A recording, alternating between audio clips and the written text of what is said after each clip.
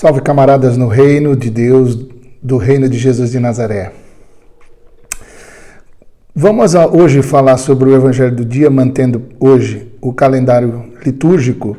Então, quando você quiser ver a diferença, vai nas playlists aí do meu canal, do nosso canal, e você vai perceber lá que tem os vídeos do Evangelho do Dia, os outros são as leituras do Evangelho e outras categorias que eu e o Silvano estamos tentando ajustar aí para ficar mais organizadinho para você, tá bom?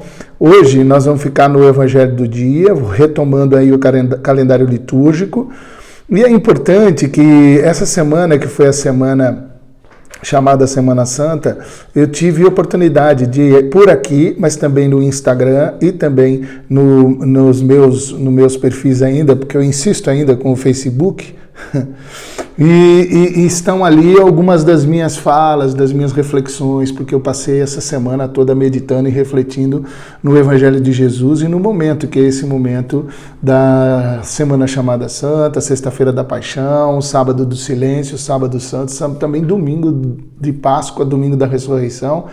E o que é importante é que agora, depois do Domingo da Ressurreição, a gente continuar pensando como é que foi depois disso tudo. Isso é bastante interessante. Você tem várias situações que são situações que tiveram uma sequência.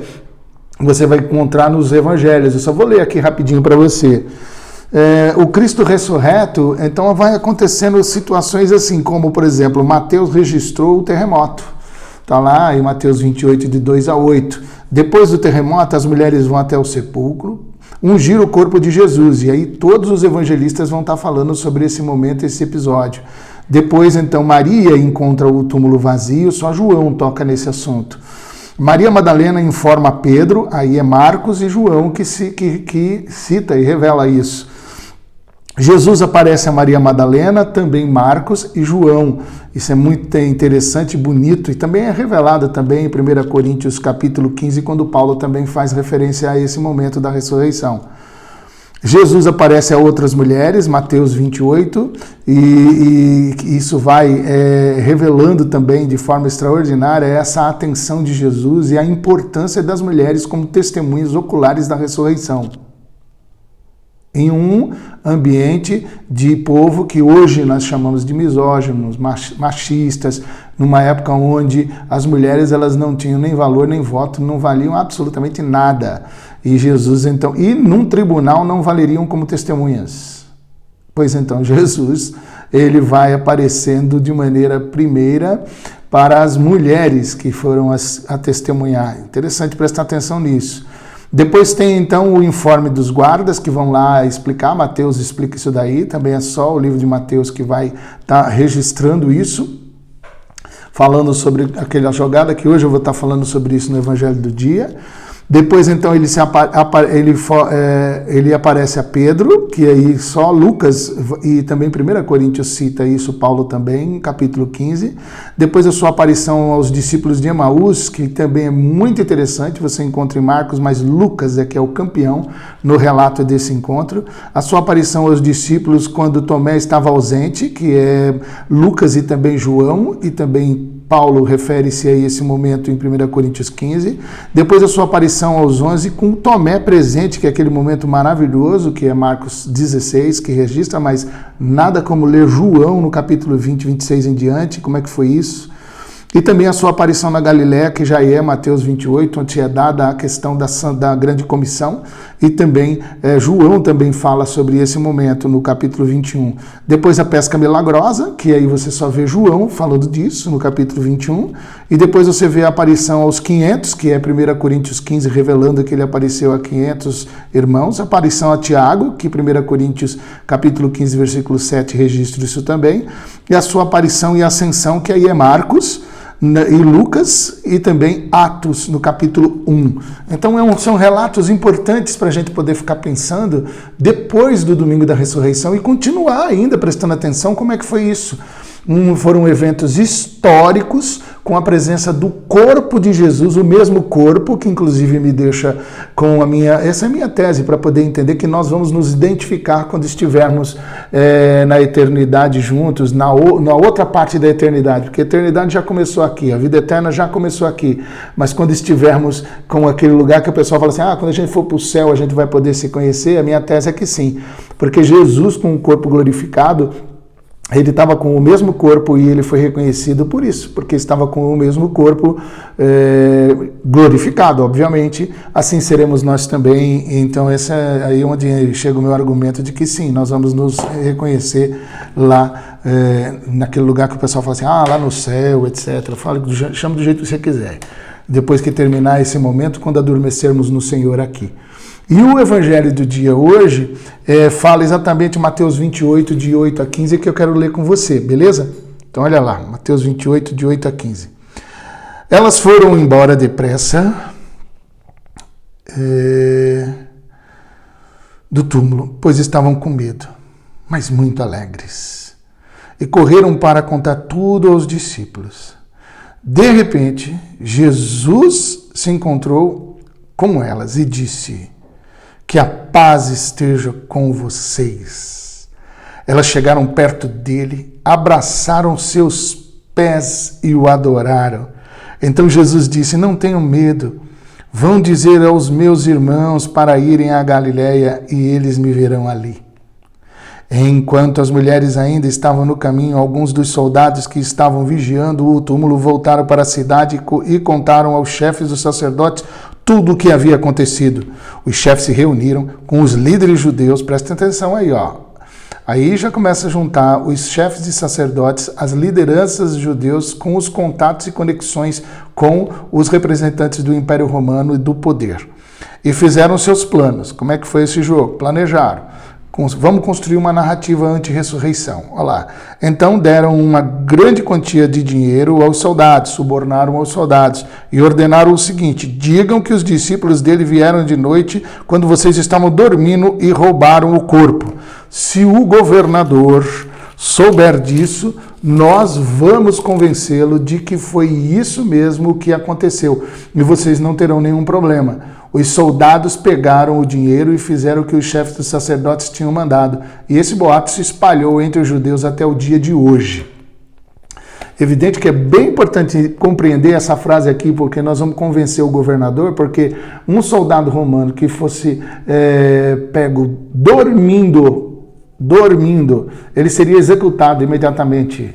Isso daí um soldado romano jamais poderia fazer. Não é só entre os soldados romanos do passado, não, mas muitas outras histórias de soldados e de líderes de soldados que estão cuidando de alguém, ou estão em trabalho, ou estão em alerta, deveria estar alerta, estão dormindo, eles eram executados, eram mortos. Então teve que haver um conchavo, um jogo muito bom de conexões para construir a narrativa e garantir que essa narrativa permanecesse e se espalhasse de maneira convincente. Isso aqui é o seguinte: vamos mandar uma fake news bem feitinha, bem trabalhada, para que a gente possa espalhar esse boato por todos os judeus no que diz respeito a essa ressurreição que estão dizendo aí. Aí eles estavam dizendo que era fake, o que na verdade não era fake. Eles estavam transformando o fake em verdade, né? E conhecereis essa verdade fake e ela vos aprisionará. Poderíamos usar aí a paráfrase do texto.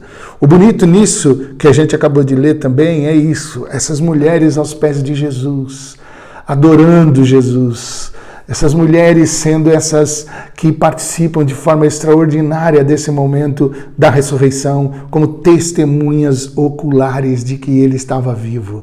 E ele, interessante, porque Jesus vai ao encontro das duas Marias. Interessante porque o tempo todo as pessoas iam ao encontro de Jesus. Nesse caso, Jesus vai ao encontro das duas Marias. Isso é um movimento muito bonito de Jesus com relação às mulheres. Isso é bonito demais, isso é fantástico, isso é extraordinário.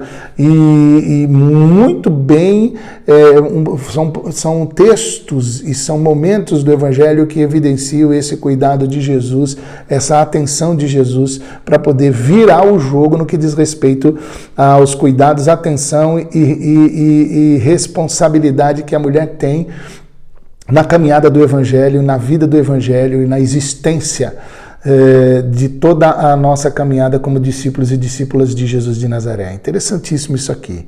Aí o suborno dos soldados, que é um negócio bastante interessante, que eu quero só que a gente pense um pouquinho nisso aqui, e evidentemente, rapidamente, porque eu já falei sobre isso, e isso está, vamos dizer assim, muito claro na minha mente, que aqui é um jogo pesado, né? É o suborno dos soldados que estão garantindo a narrativa anti-ressurreição. Anti-ressurreição, então tem muito disso hoje, eu não sei como é que está nesse momento que você está vendo esse vídeo mais tarde, mas aqui no momento histórico da história do coronavírus e a forma como os poderosos, as pessoas que estão no poder estão se relacionando com os religiosos também, para construir narrativas anti-ressurreição, anti-vida e anti-ressurreição, é um negócio tão absurdo que a história e Jesus tratará disso no tempo adequado. Agora, essa narrativa anti-ressurreição, que é anti-vida, que é anti-ressignificação, que é anti o novo, o renovar, a possibilidade de renovar e de se transformar o que era em algo novo, é alguma coisa muito séria e muito firme que acontecerá sempre na história da humanidade. Preste atenção quando esses políticos, as pessoas que estão no poder, se juntam com os religiosos para poder construir essa narrativa, para poder espalhar para o meio do povo aquilo que, na verdade, é uma narrativa mentirosa, anti-ressurreição. Uma maneira de poder fazer com que as pessoas continuem achando mesmo que as coisas são, quando, na verdade, elas não são assim. Então, essa insistência, esse jogo de narrativas anti-ressurreição foram construídas pelos religiosos, pelos poderosos, misturando grana, dinheiro e suborno lá atrás.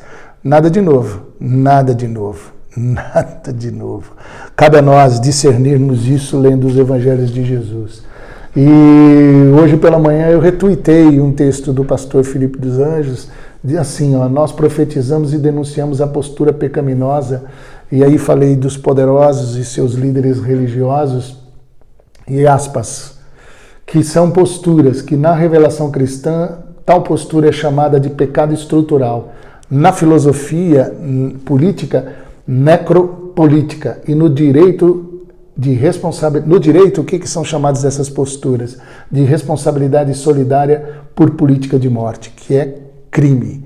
E essas são frases que eu tirei do Twitter do Dusa, que mostram exatamente isso, que a gente tem que estar o tempo todo resistindo em nome de Jesus. E lembrando que com Jesus também a construção das narrativas anti-ressurreição foram feitas, inclusive, capitaneadas, pensadas, planejadas e articuladas pelos religiosos da época. Tá bom? Que Deus me ajude, nos ajude, que o Senhor nos dê clareza para que a gente possa estar efetivamente olhando para o Evangelho e aprendendo com o Evangelho o que nós podemos fazer olhando o mundo hoje e o que acontece ao nosso redor no tempo em que vivemos. Beijo bento para vocês, Deus guarde vocês onde vocês estiverem.